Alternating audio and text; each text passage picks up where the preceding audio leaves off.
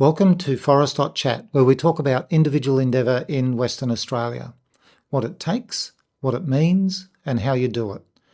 I'm your host, Paul Vandermeer, and in today's episode, we're talking with Dave Budge about the event team. Dave has been involved in organising events since the 1990s, and through involvement with a number of different organisations, has even had a hand in delivering the Olympic Games. Thank you, Paul. Yeah, thank you for your interest. And one of my best mates, Bill Hayes, he said, I was chatting with him the other day, we catch up all the time. He said, I think he's done one of these with you. It might have been the first one that he did. And he said that he had a background in motorsport. Yeah, that's right. Yeah. So I know Bill from motorsport. So Yeah. So I interviewed him about his Australian Rally Championship. So Okay. when he took that out, he was co-driving for Molly Taylor. Okay. Yeah. Well, fun fact, my very first experience in organising an event was in 1991, and it was with Bill and he was in the police force at the time.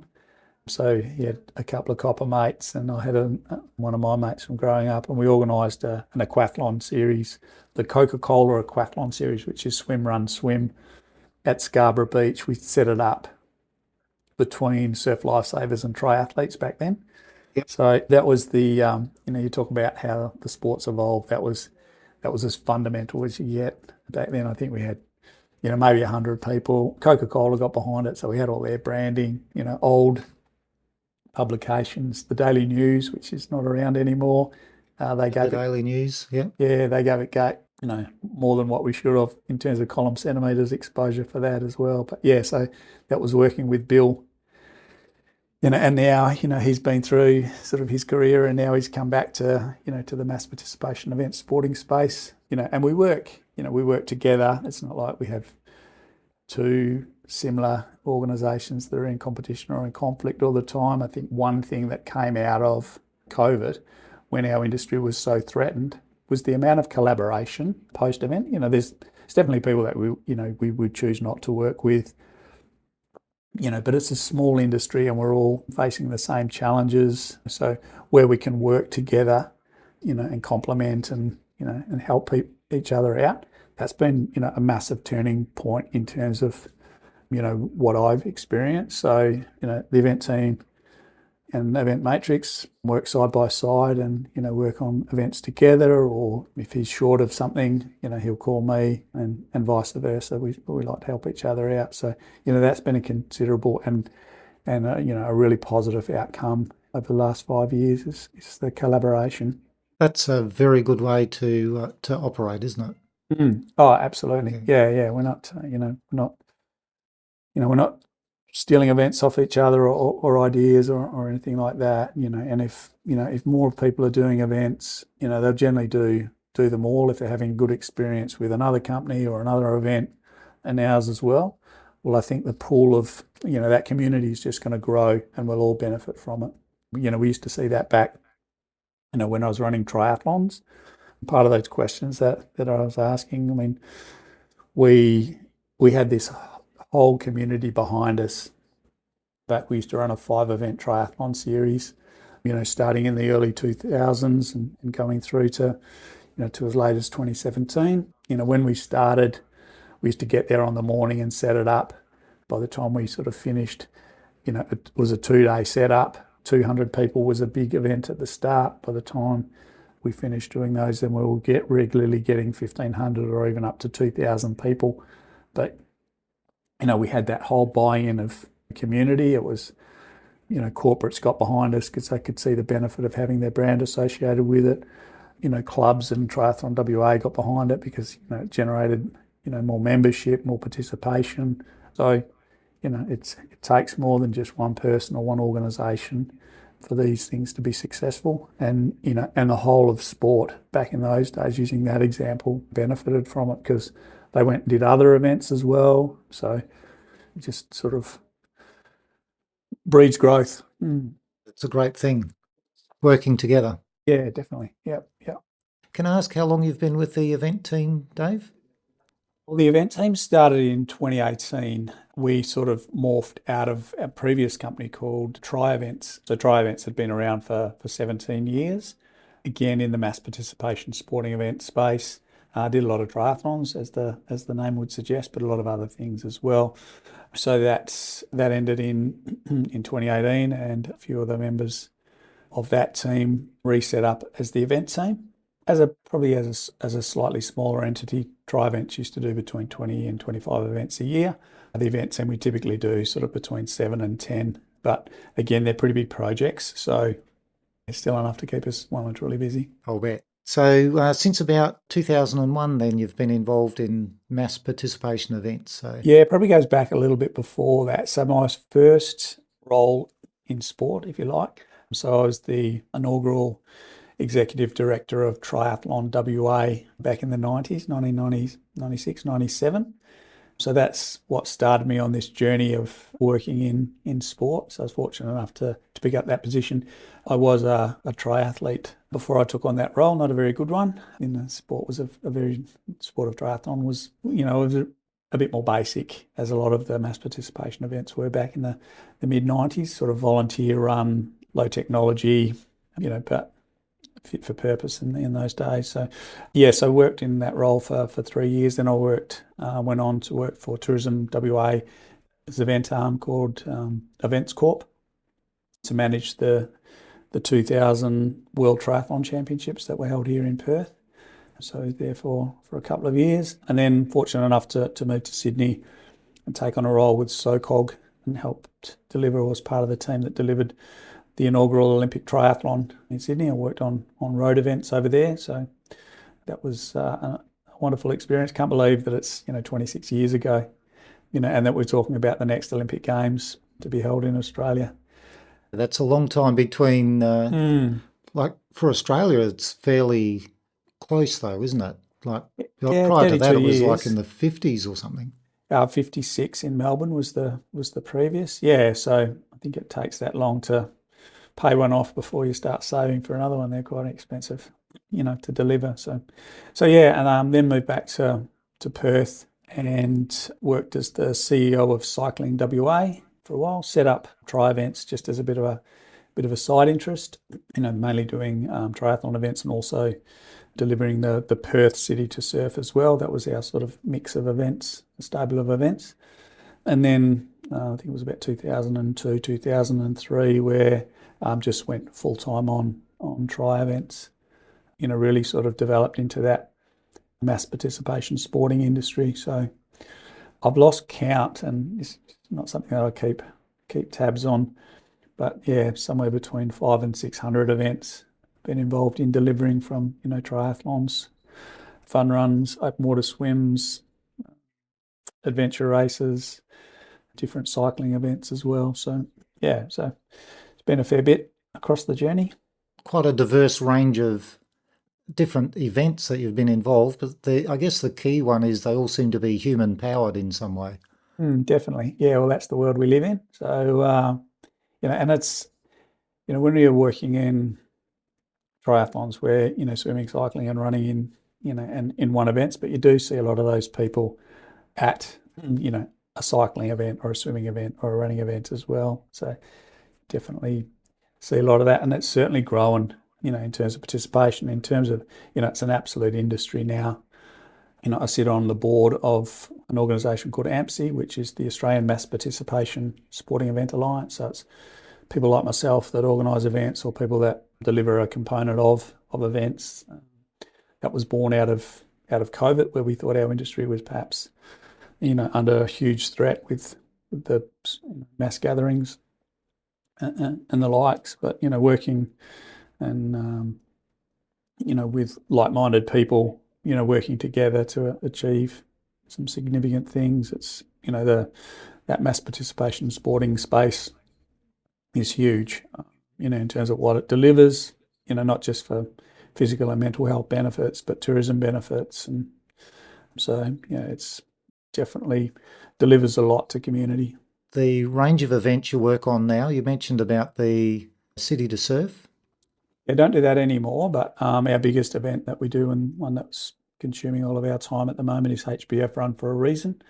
So yeah, I've been working on that event now for since it started in 2010 was the first one. So we actually created that event operationally for HBF. They wanted their own event. So since 2010, we had a 3-year pause for COVID, came back in 2023. So that event now has 40,000 participants across the 3 distances. It sells out at 40,000. We've actually just late last week sold out the half marathon distance of that. So we've got 8,500 already signed up to do the half marathon, and the 12 and the 3 will also go. So that's one of our running events. So we have a mix of events that we're contracted to manage on behalf of event owners or rights holders. So we've just done assisted in 3 swimming events. So Bustleton Jetty Swim, Rottnest Channel Swim, which unfortunately didn't go ahead this year, and a couple of weeks ago Port's a Pub. So we assist in that as well. HBF Run for a Reason I've spoken about, and then a couple of events that we own ourselves. So we're into that gravel space in cycling, which is on the up and up.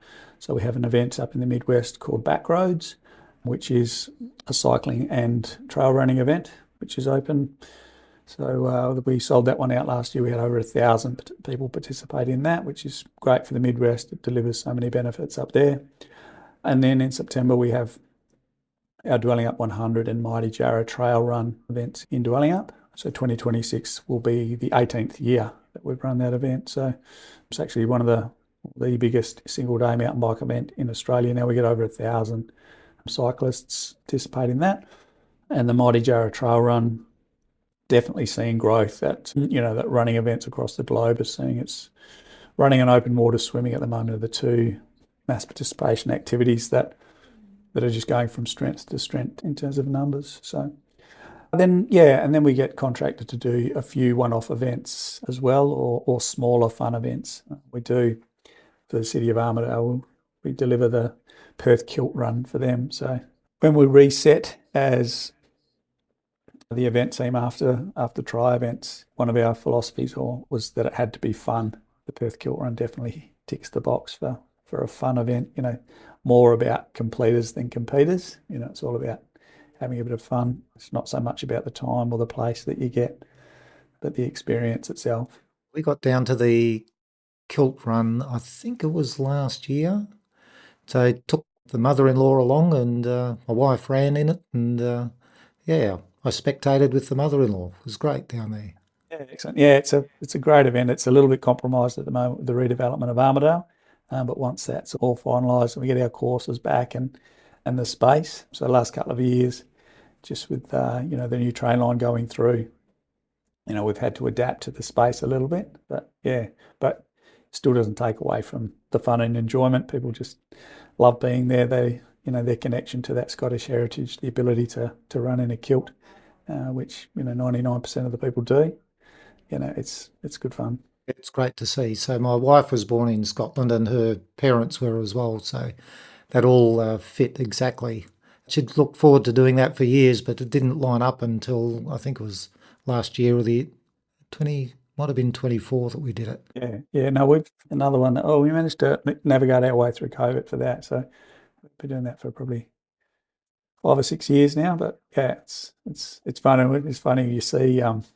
There's I think they're triplets or quadruplets, who started in where their kilts were so big they were dragging along the ground. Now they're nail grown into them. So we've seen one of those things you look forward to every year, going, oh, how big are the quads going to be? So just those little things. There's always lots of, Scottish dogs and dressed up things that, just make the day a bit of fun. That's right. And also the themed stalls that you have there. Yeah, those Highland games and things like that. We stay around after the fun run and just that. My father was Scottish as well, so a bit of a connection. So you've talked about a few different types of events there. Can you expand a bit more on like the combined gravel, cycle and running events? How do they actually play out? Yeah, well, I think Dwelling Up 100 is where it started for us. It started and ran for probably 10 years just as a mountain bike event. But they're like-minded people, and you look for trends, I guess, in the marketplace in the space of mass participation sport. And trail running was definitely one of those activities that you were seeing around the world where, lots of people, were participating. We thought, well, where you've got the infrastructure already in place, you've got your start and your finish line, you're all your setup, those sorts of costs where you can sort of get extra participation and ultimately more revenue. So worked with our course director, Tony Tucknott, on, what could we do? What could we incorporate? The trails are all there. They're not out at the same time. So generally what we do is the mountain bike event starts in the morning, and once they're through the space, then we set that, reset the arrows so that they all say run and not ride, so that people know what direction to go. We start the running events in the afternoon. So yeah, incorporating, the same infrastructure, set up, aid stations and the like, all those things that are a necessity at an event. So it just adds value to that. And then getting those distances right. So the Mighty Jarrah Trail Run, for example, we have 3 distances, so half marathons, which is, in terms of running distances, one of the more popular ones, these days, globally. That's the sort of challenge if you're not up for a marathon or an ultra. That's an event that with a bit of training most people can do. Then we have a 12K and a 5 or 6K in that case as well. We also have a doggy dash as well, just so we all love dogs. So we generally get 25 to 30 people doing the 6-kilometre event with their dogs. So it's just a case of using the infrastructure that you've got and just adding to it, and it's certainly done that in this case. So we get around about 600 people do the trail run as well. So, for a small town like Dwellingup, you're adding an extra 600 people, and generally they bring one person with them. So in terms of extra spend and visitation, it ticks the box for that. The other event up in Geraldton in Backroads, so that started out as a gravel bike event, and we added a 5-kilometre and a 14-kilometre, to that as well. And that was mainly for, people that don't have a bike or aren't into gravel cycling, the opportunity to participate as well. That could be just, a family member that comes along with them, that's active, that wants to do something and not necessarily stand around and wait for their partner to go off and do a 100-mile, 100-kilometre, 60-kilometre, 20 or a 5. Wait around, they actually would like to participate in something as well. So that's how that evolved, again, using the same infrastructure, the same gravel roads.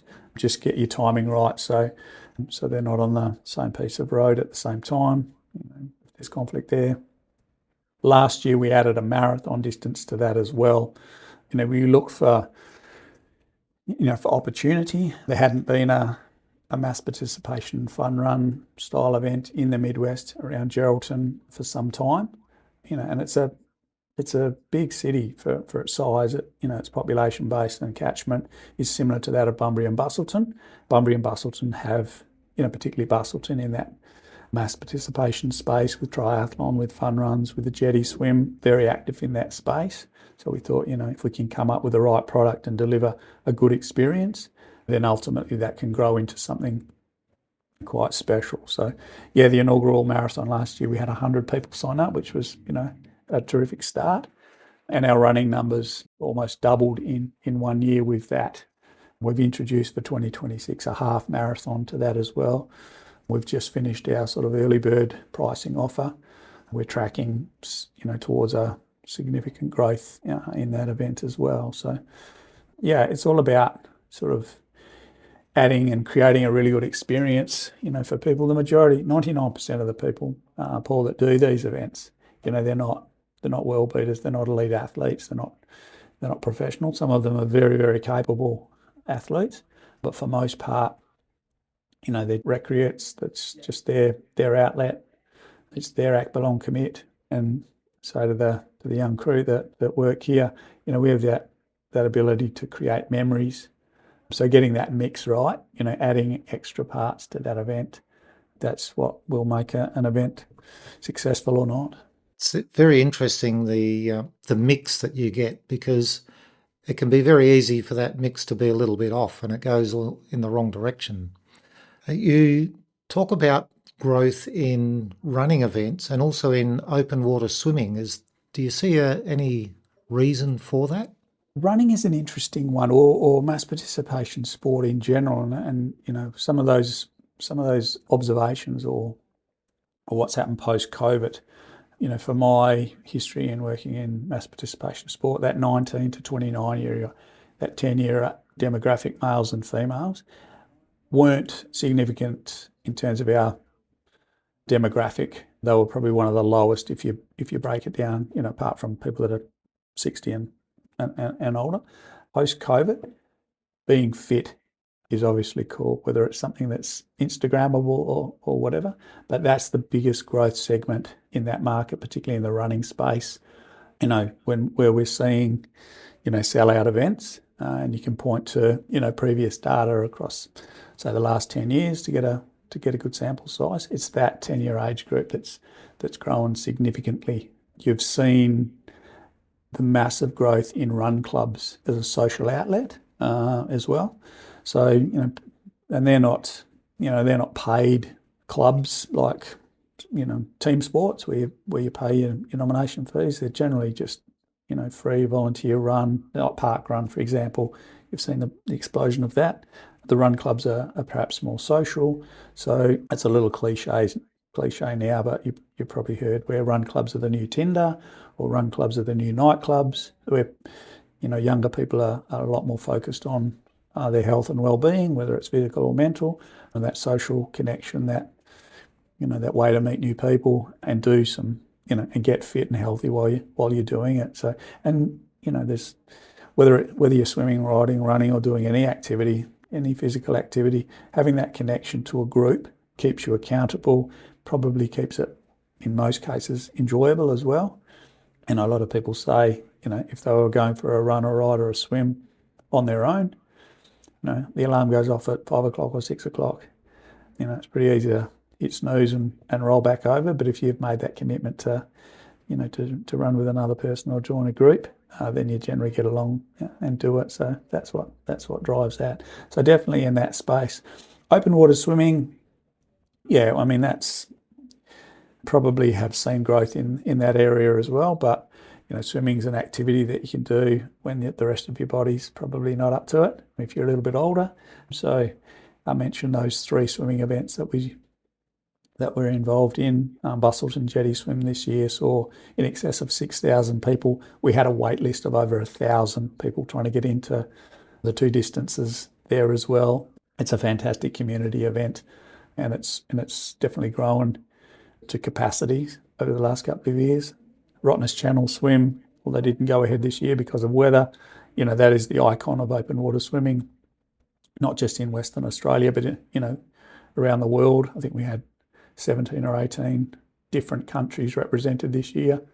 For that, that always sells out. And the growth in solo swimmers over those longer distances, whether it's that or the port to pub, you've seen people just wanting that to challenge themselves, ultra distance swims, 20 kilometre swims or 19.7 kilometre swims, or ultra running events as well. We're not involved in that space. There's plenty that are.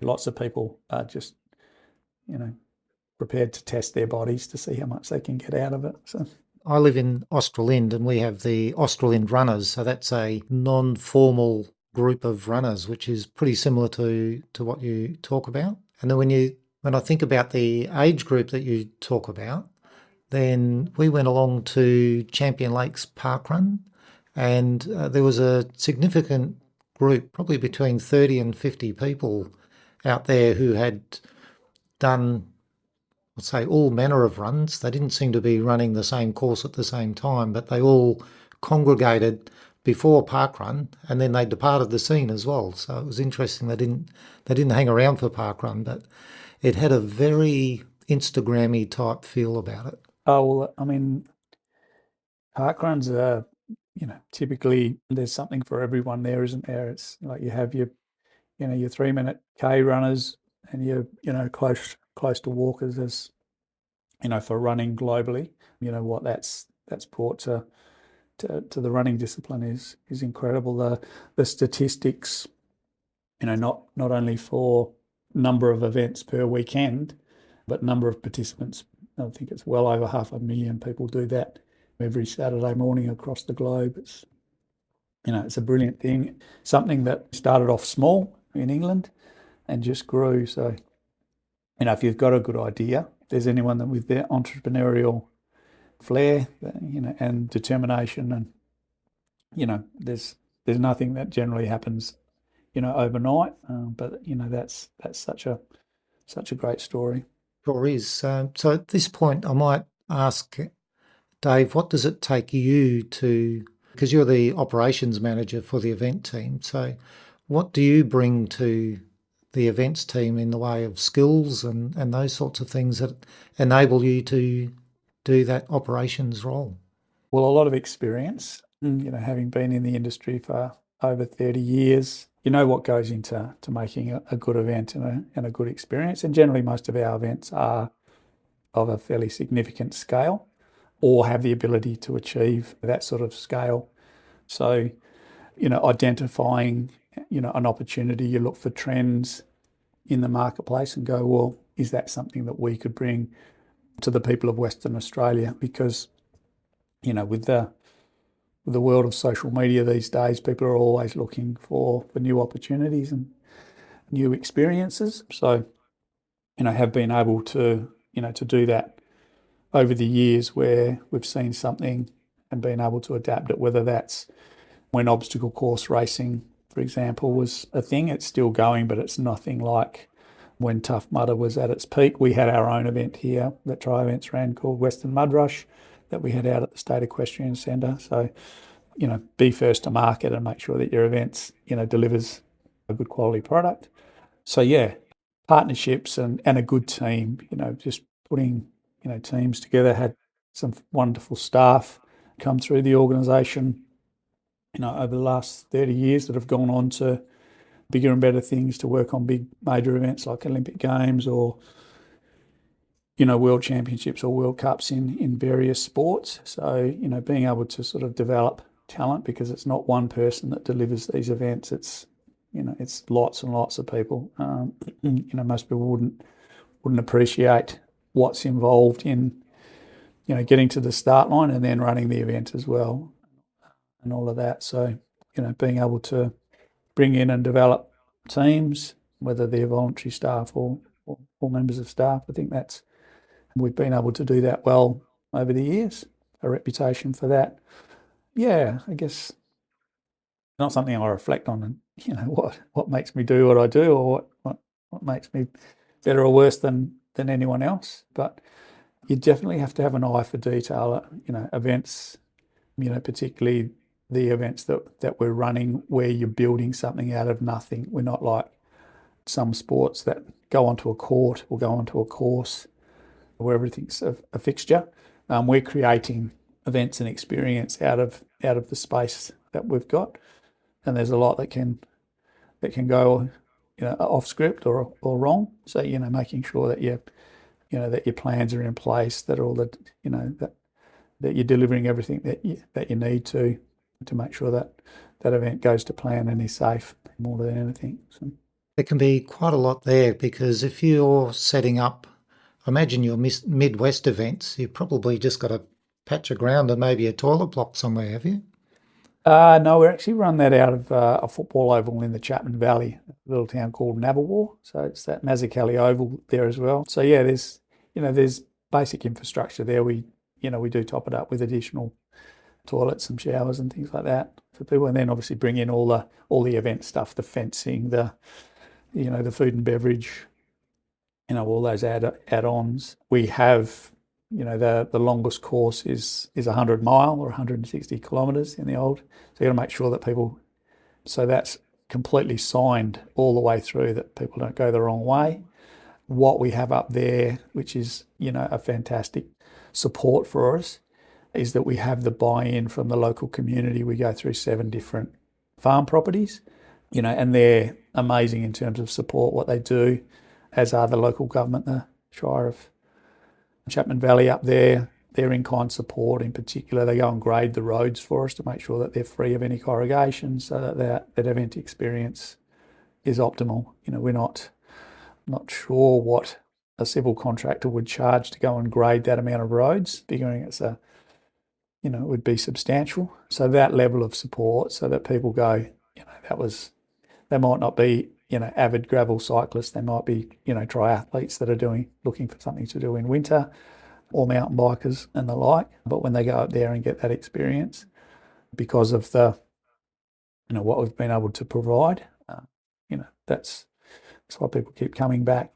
That's the key, isn't it? To keep people coming back, because that's a good indicator of whether the event has delivered what you expected. Yeah, definitely.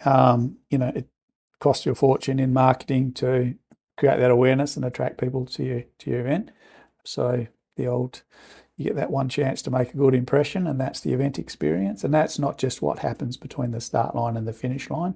That's everything pre and post event that people will either see value or not in their spend. And, we fully appreciate the commitment that people make to participate in our events, not just in paying entry fees, but in time spent preparing, in time spent travelling, in cost of accommodation and everything. It's a commitment. So, that's where the responsibility is on, people that deliver events, to make sure that people will be talking about that experience, whether it's good or, maybe they didn't achieve what they wanted to achieve in terms of goals, but they'll still be talking about it, next year, in 5 years, in 10 years, or when they're having a beer with their mates in 30 or 40 year time. They'll reflect back on whatever that thing was. And, I used to do that pre-working in sport. I used to, just as a general nobody, used to do these things. And we still talk about, guys that I used to bike race with or do triathlons, about, different activities that we did back in the early 90s or the late 80s. So, that's the privileged position that we're in as event organisers, to create memories. That's a very important part of life in general. Good memories. The good ones are the best, of course, but yeah. You can't always determine all of the memories that you have created. But definitely, your opportunity is to create good memories. Definitely. Yeah, I like to think so. So, and appreciate that. And you see, people that that are not necessarily winners or elite athletes or podium winners in age group. I guess that's what you get out of it the most, when you see, whether it's a kid or someone that's perhaps turned their life around or set a goal to get fitter. When you see and be part of that sense of achievement, that's what keeps me coming back. That's why I've been doing it. That's what gets me out of bed at 2 a.m. in the morning, or having to work through the night to deliver an event, which might not be for everybody, but that's what I get in terms of feeling achieved, like I've achieved something. Builds a real sense of camaraderie when you're up in the middle of the night trying to get something together so that a group of people can do what they want to do. Between you and your team also, that builds that camaraderie, doesn't it? Oh, definitely. And it's a special sort of team, and it's quite bonding. It's, so different working in this space when we're doing, regional events, or it's not a Monday to Friday 9 to 5 job. A lot of times you're traveling with each other, you're living with each other, so which is, probably not completely unique, but different to perhaps an administration job.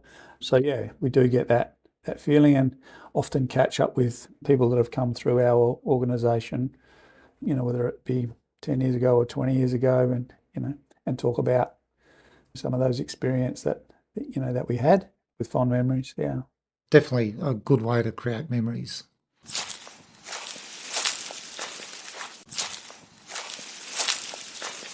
So Dave, if someone wanted to get involved with the event team, how would they go about it?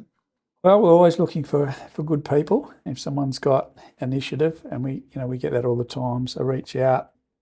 Have people come to be part of our team, various ways. We often put a call out for casual staff. We have full-time employees here, we have casual employees, and we have, lifters and shifters, and, those people that come and play some role at an event.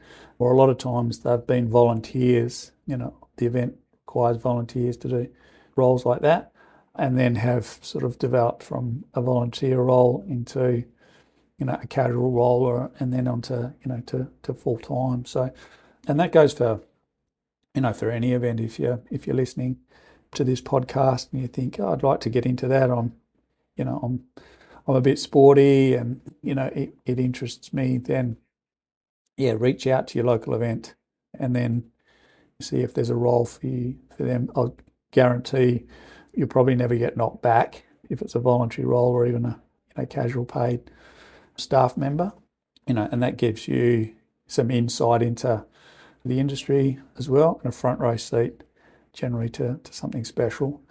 There are tertiary pathways to event management as well. You can study it at TAFE, you can do it at university, but if you can combine that with some practical skills and practical experiences, we've had people in the past say, they learnt more working at our organisation in the first, 3 to 6 months than they did in 3 or 4 years of working at university. But if you can combine the two, then, you get that theoretical and, compliance component of what we do, coupled with executing and being part of the event. So there's a mountain of opportunities working in the event industry. It's probably not something, people would consider unless you're specifically involved or know someone involved. I know when people ask me what I do for a job, and I still get it a little bit these days. It used to be more, years ago when the mass participation event industry was evolving. People would say, what do you do for a job? I say, I deliver sporting events. And they go, oh, okay, that's what you do on the weekend, but what's your Monday to Friday job? And you go, well, we do 25 events a year. We've got 20 full-time staff and we're dealing with 80 to 100,000 participants per year. And, that was that light bulb moment for someone to go, oh yeah, well, I never really considered that. Or, most people just turn up an event and expect that it's magically happened. That's not a criticism. That's just an observation that, when you talk about, what goes into, to actually delivering these events, it's, you're activating a lot of space and a lot of people. So Run for a Reason, for example, where we get a very small window to close 30 kilometres of roads in the middle of a CBD in a city of 2.5 million people. We have to set up all this infrastructure, bring in toilets and digital screens and towers and PAs and everything else and aid stations, and we have to have that in and out in 12 hours. That takes a lot of planning and execution. So be gone a little bit off script on your question there, but yes, that sort of gives you a bit of insight into. I think it's off script because it actually gives you an idea of the scope of things that you could actually be working on. It's vast and varied, and we have people in here with different skill sets as well. They've sort of come through a pathway to get them in the door, but then they kind of specialise. For our organisation, we've got say the evolution of technology is the biggest change that I've seen over my time, my 30 years, where literally when I started, I'm going through a similar process at the moment. It's the 40th anniversary of Triathlon WA, and I've been involved heavily in that organisation, for a long time. And, I had these questions sent to me and say, what have you noticed is the biggest change? And, technology is definitely, the biggest change from, when I started, it was all handwritten entry forms. A big event was 200 to 300 people. So, doing all that data entry, and now it's all sort of online and you can do all sorts of things with that data. Marketing in those days was expensive or limited. Traditional media, radio or TV, print ads, costly stuff versus social media now, which gives you much better reach, which is, probably why more people participate, because more people know about it. Timing's another one. You used to literally sit there with a stopwatch and a clipboard and write people's numbers and names down as they came across the line. Now it's all electronic and you can do all sorts of, tracking. And so, having, young people that are absolutely comfortable with technology, building apps and adding to the experience of your event, that's where you can sort of come in and specialise. We have people that just do marketing so that we can get more people, get more reach, provide sponsors with greater exposure, create stories, create memories, so that sort of thing as well. So, yeah, getting into the industry doesn't mean you necessarily have to be, the person running around at 2 o'clock in the morning putting up fences and signage and stuff like that. There's other things, other skill sets that you can have, that you can be, part of this, event industry that are critical. What's next for you, Dave? Yeah, so we've got the 24th of May is the HBF Run for a Reason. So that's our next big event. So we're in the sort of 7 weeks out for that now. So, in the final tweaking, and that event, like most events, so this will be the 14th year of that.